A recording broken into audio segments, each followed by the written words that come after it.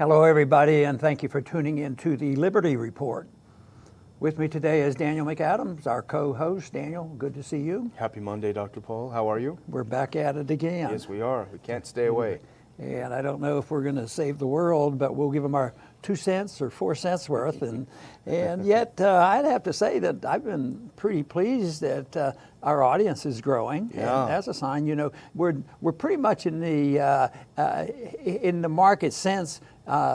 Nobody subsidizes us, so we have to do that. So if our numbers are growing, that must mean there are some people interested in the viewpoint of a non-interventionist foreign policy. So we're going to keep plugging along with this. That's encouraging. But today I want to go back to Syria. We thought a month or two ago that there was one little spot left, Idlib, Yeah. and there was a major concern that there would be an attack on that, and yet the Syrians backed off because they thought it was going to, at least the propaganda said that too many people would die, so they didn't take care of the problem. But the problem of it being a haven, you know, for some radicals and for Al-Qaeda, this is back in the news, and what are they going to do about it? But you know, when I saw this, I got to thinking about how long has this problem been around? Is this just something that popped up in a week and should have been solved a year ago? Is it whose fault is this? Well, the most recent history, of course, this started in 2011. Yep. And it's Obama's problem. And I can remember so clearly, you know, the Nobel Prize winner for peace. Oh, wow, he comes up, time for Assad to go. Well, that sounds about as hawkish as you can get. Yeah. And there's been an effort ever since. And I think that it gets difficult to distinguish his policy from Trump, which would surprise a lot of Trump supporters. They'll say, oh no, this is so much different. Obama was selling out to the enemies, this sort of thing. But there's been several people, you know, lined up to get rid of Assad. Obama stated it, Yeah. and Trump now accepts it. But I think it's the neocons are behind it, the deep state are behind it, Israel's behind it, Saudi Arabia certainly was encouraged all of this. So there's a lot of factions involved. Today they're honing in on Idlib, the last thorn in the side of having a more unified Syria, which may or may not come soon because there's still a lot of different factions there. But this represents the most dangerous place for this breaking out into where a lot of people would get killed. So this is the reason that it is in the news today. And guess what? Trump has a position on this. Would you have ever guessed? Yeah, he does have a position, and it makes you wonder about who he's listening to, who's talking to him. In fact, we have a tweet. This is what inspired today's show, the tweet that Obama put out over the weekend, yesterday, 4:49 p.m., hearing word that Russia, Syria, and to a lesser extent Iran are bombing the hell out of Idlib province in Syria and indiscriminately killing many innocent civilians. The world is watching this butchery. What is the purpose? When will it get you? What will it get you? Stop. So he's demanding they stop. But the question is, who is running Idlib province? You know, this is the case over and over. And in fact, we don't have to guess about it, thankfully, because we have sources from the Washington Post all the way to U.S. government and former U.S. government officials who've been involved in it. In fact, we have a video of the previous U.S. government responsible for Syria, government special envoy, Brett McGurk. And he's telling us who's who in Idlib. Listen to this. Look, Idlib province is the largest Al-Qaeda safe haven since 9/11, tied directly to Ayman al-Zawahiri. This is a huge problem. It's been a problem for some time. We have shown the spotlight, the international spotlight, on ISIS. We've been very focused on Al-Qaeda in Idlib province, leaders of Al-Qaeda. So Idlib is, according even to the U.S. government, it's a hotbed, the biggest since 9/11 of Al-Qaeda. So what is the problem? Why do we want them? Why are we demanding they stop attacking Al-Qaeda? Well, It makes no sense to us, but that shouldn't surprise us because I think what they're doing doesn't make any sense.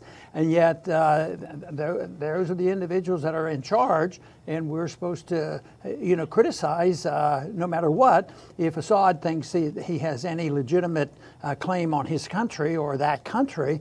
And even with his many shortcomings, I would say that it's a lot. It's a lot more justified than saying that the outsiders, including us and Israel and all these other countries and the military-industrial complex, Turkey's involved, oil's involved, the whole works.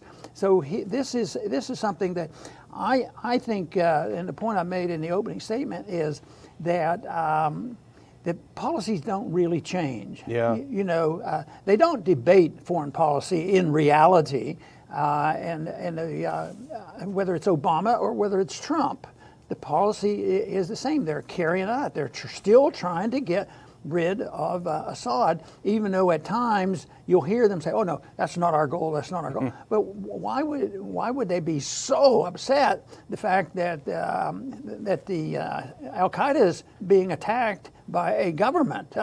Did we surrender to the radicals? That's more or less what they're saying. And all the talk about the civilians, and that is an issue. There are a lot of civilians there, and it's terrible. But these tears are crocodile tears that are being cried by Trump. My guess is Trump really doesn't get it, and he's not getting good info. But certainly the neocons and others, they're crying crocodile tears over the civilians there, and it is terrible. But, and we've learned this from every single province, every single city and village that have been liberated by the Syrian army that have been controlled by ISIS and Al-Qaeda over and over again. Once Al-Qaeda and ISIS is out, the civilians come out and say, that was the worst, unbelievable hell we've ever experienced. We were treated horrifically, no medical treatment. Women were abused, men were slaughtered, babies slaughtered. It was horrible, every single place. So if you really care about the civilians, why would you want them to live under this Al-Qaeda control? Yeah, it doesn't make sense, but there's another factor in there that makes it more complicated, and that is, of course, Turkey's position and the Kurds and oil. So there's confusion there, and Turkey, I imagine, would like both the United States and Russia is just stay out of there, let them do what they think is in their own interest. But they're also, very protective of their interests and would like to be able to solidify their positions. But then there's weaponry. Then there's another faction that I don't know if I mentioned, the military-industrial complex, selling weapons. I mean, this is not a bad deal for the military-industrial complex because we haven't lost any troops here, and at least they tell us about. Now, it's not a significant threat to our troops, but it's enough of a fight where the weapons keep flowing, and of course Turkey is in the middle of this area. They might have a desire for weapons, and so they'd like to buy weapons from Russia and us, or at least it's a balancing act for them. But if there was a little less intervention by outsiders, us and others, some of those problems would have to be worked out, but it should be worked out by the neighborhood, is the way I see these problems, and they're more likely to have a greater incentive, to have a balance. But as soon as you get the outside forces, all these other factions, and a lot of money and oil and everything else involved, then it becomes very, very aggressive. And this whole thing about terrorists are there. That's also been an instigator too, because it has been dangerous. But many times they use that as a tool, just to agitate and keep things going, because we have to be prepared for all kind of problems. We have to keep building weapons. Yeah, and actually in that clip, we didn't listen to the whole thing, but McGurk said later on, one of the biggest problems is that our allies have been sending tons and tons of weapons to extremists. Well, we did it too. But the whole deal with Turkey in Idlib last year that was carved out because they wanted the Russians and certainly the Syrians wanted to take out Idlib a while ago, and the U.S. was threatening and Trump was threatening, and so they made a deal. Okay, Turkey, you're going to go ahead and police this. You're going to make a safe zone. You're going to deal with this area, and we'll back off. And maybe it was only a temporary fix, But the Turks never really stepped up to the plate. They never really did a good job with it. There was always rockets being fired out from there, always provocations, people living in bad shape. And so finally, at some point, it comes time to take over the rest of your country, especially when, you know, it's occupied by people that objectively are not good people. You know, let's say we look at this and there is some bombing going on and we have a way of probably avoiding that. That would be one thing, but we don't have that much control. But there should be more control on the rhetoric and the propaganda. So I have a headline here. This is not exactly in Idlib, but it's in that country called Syria. Yeah. It says U.S. war planes destroy 3 oil tankers in Syria, killing 4. Yeah. Well, isn't that somewhat similar to what we're complaining about? It might not involve Idlib directly, but it also, this was all has to do with Iran. And that Iran obviously is very much involved in this because there are sanctions, you know, against Iran, and if they think they're sneaking oil by, that justifies us doing anything because we told them they have no right to send out a gallon of fuel, and that's it. And that comes up all the time.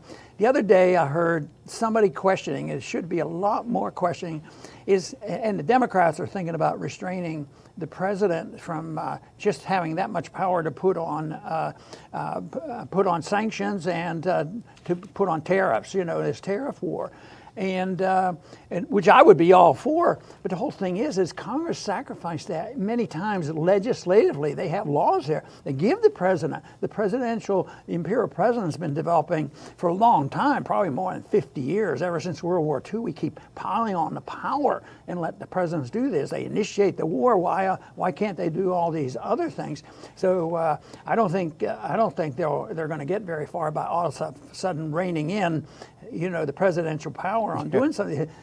You know why? And that's because, we're going to have a Democratic president soon. We sure don't want to be a president without all this power. So we say, that Trump is establishing even more powerful presidency, and some of them live and die for that stuff. This is very important, and they forget about individuals being responsible for oneself. Absolutely. And you know, on this shooting of these tankers, these oil tankers, that again is the same thing that our title is, Trump continuing Obama's horrible policy. It's strangling the Assad government, not letting them import an ounce of oil either.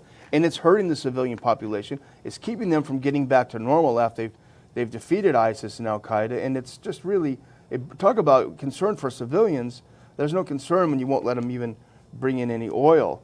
The other thing was, so that was McGurk was a previous special envoy for Syria, but now there's a new guy in, and he's seeing a little bit different too. In fact, even worse, as bad as Obama was, even worse. And this is James Jeffrey, the special envoy right now for Syria, and he called just on May 27th for ceasefire in Idlib. This is the U.S. policy, ceasefire. And here's what he said: these conflicts, back and forth exchanges, they just put tremendous pressure on civilians. So we're very much engaged in trying to get this stopped and get it back to the ceasefire that we had in September. But the thing is, you look at someone like Jeffrey and you understand the power of special interests in Washington. Who is Jeffrey? He's a fellow at the Washington Institute for Near East Policy. This is a think tank that was founded by AIPAC in 1985. It hews very, very closely to the AIPAC line, to the Israel policy in the Middle East line. And so here's the guy you have, you know, it's associated with special interests, and now he's the guy in charge of Syria. So you do have to kind of scratch below the surface, see where these guys are coming from. Well, you mentioned a little bit about the sanctions. It's to me such an evil policy, and it should be in the category of a war act. You know, when you tell people they can't buy or sell, and that's obviously what's involved here in Syria. But the other thing that they don't talk about too much, they might say, and I think there was something in the news that said the United States bombed a hospital and quit bombing over here because they killed some children. Well, how many children do the sanctions kill? Yeah. Well, how many died in Iraq? And I think that whole thing in Venezuela, as bad as their socialistic system was, it got much worse when we got engaged because we were going to save them and have regime change, and we put on these very strict sanctions, and more children died. They don't have medication, they don't have enough food, and we took it and it made it a catastrophe.